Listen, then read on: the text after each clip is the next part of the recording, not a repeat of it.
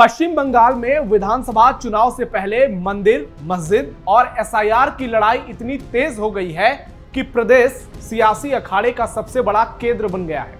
TMC विधायक हुमायूं कबीर के बाबरी मस्जिद बनाने के बयान के बाद एक और जहां हिंदू संगठनों ने 7 दिसंबर को सामूहिक गीता पाठ का शंखनाद कर दिया है, तो दूसरी ओर अब मुर्शिदाबाद जिले के बीजेपी नेता शंखवास सरकार ने बड़ा ऐलान करते हुए ममता सरकार को ओपन चैलेंज दे दिया है।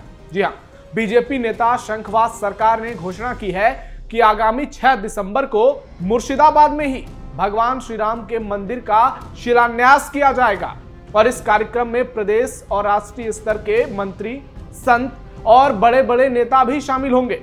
राम पूरे भारतवर्ष के आदर्श हैं, राम सर्वोपरि है और सबके हैं। बीजेपी नेता ने टीएमसी पर बाबरी मस्जिद का मुद्दा उठाकर हिंदू मुसलमानों को बांटने का सीधा आरोप लगाया है और साफ साफ कहा है कि मस्जिद निर्माण से हमें कोई आपत्ति नहीं है, चाहे वो निजाम मस्जिद हो, काजी नजरुल मस्जिद हो या एपीजे अब्दुल कलाम के नाम पर मस्जिद हो, लेकिन बाबरी मस्जिद का नाम लेना किसी तरह सही नहीं है। और मुर्शिदाबाद में भगवान श्री राम का मंदिर बनाने का उनका फैसला टीएमसी के जवाब में नहीं है, बल्कि ये पहले से तय कार्यक्रम के हिस्से में है।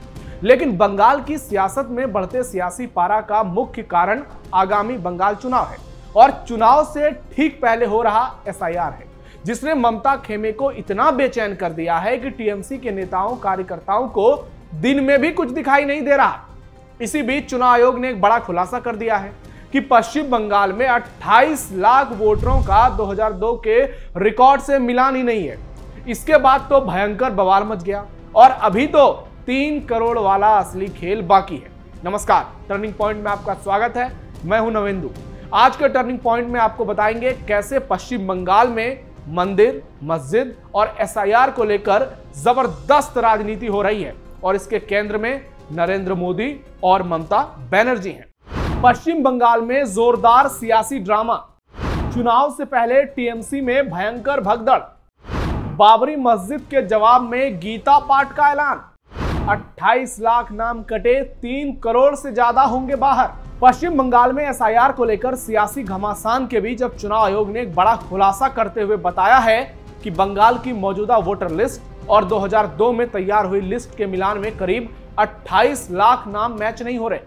चुनाव आयोग ने बताया है कि मुंबई की वोटर लिस्ट में भी 10.64 यानी 11 लाख से अधिक डुप्लीकेट नाम पाए गए, लेकिन बंगाल का मामला कहीं और अधिक बड़ा है और बेहद संवेदनशील भी, क्योंकि यहां एसआईआर प्रक्रिया को लेकर तूफान मचा है।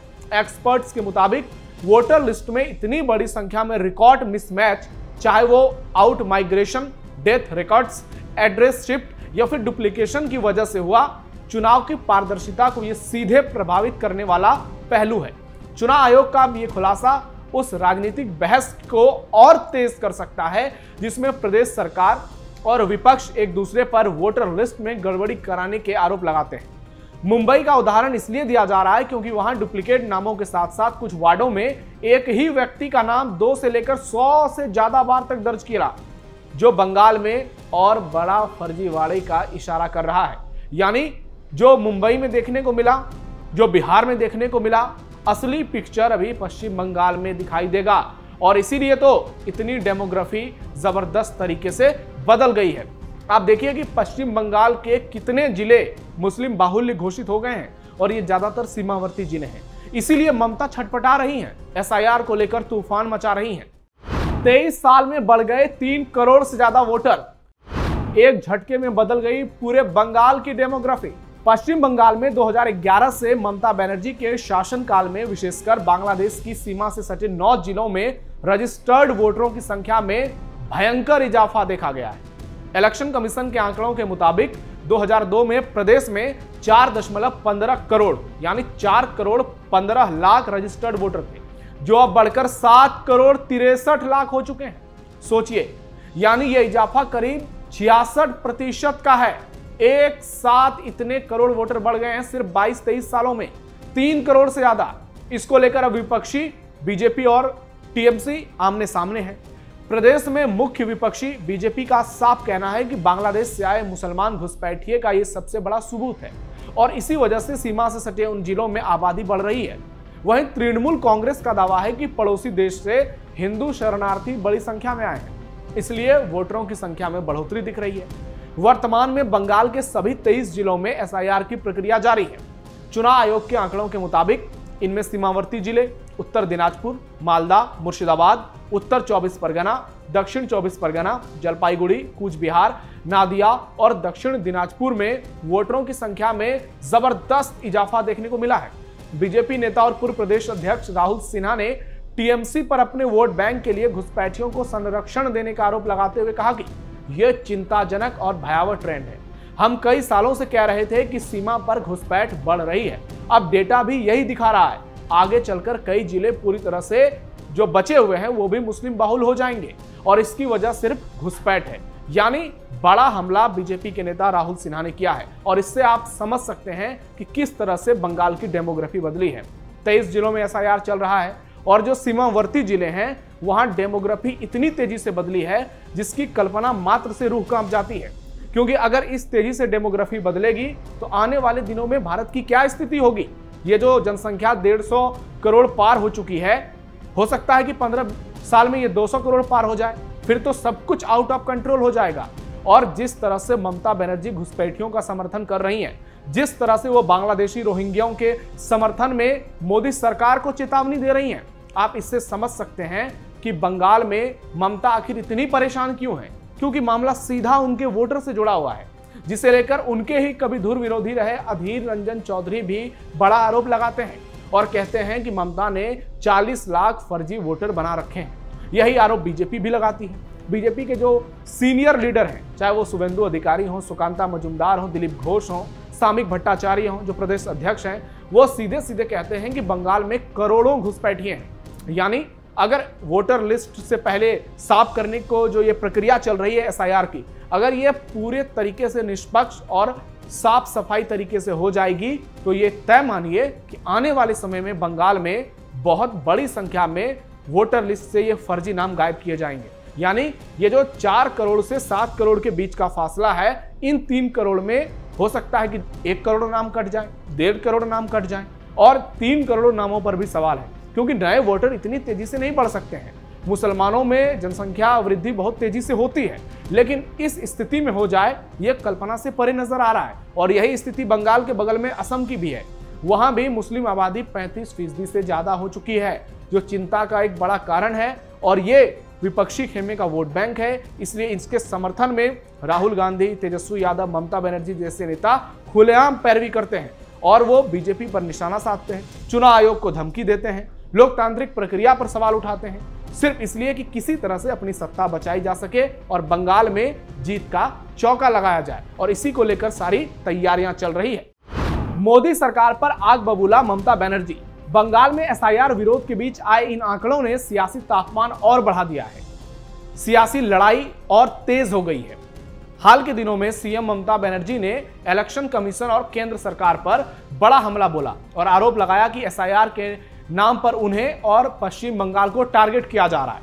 उन्होंने एक रैली में चेतावनी भरे अंदाज में सीधे तौर पर कह दिया कि अगर मुझ पर हमला करने की कोशिश की गई तो पूरे देश में बीजेपी की नींव हिला दूंगी, पूरे भारत को हिला दूंगी। आप सोचिए, क्या यह भाषा एक प्रदेश के मुख्यमंत्री को शोभा देती है?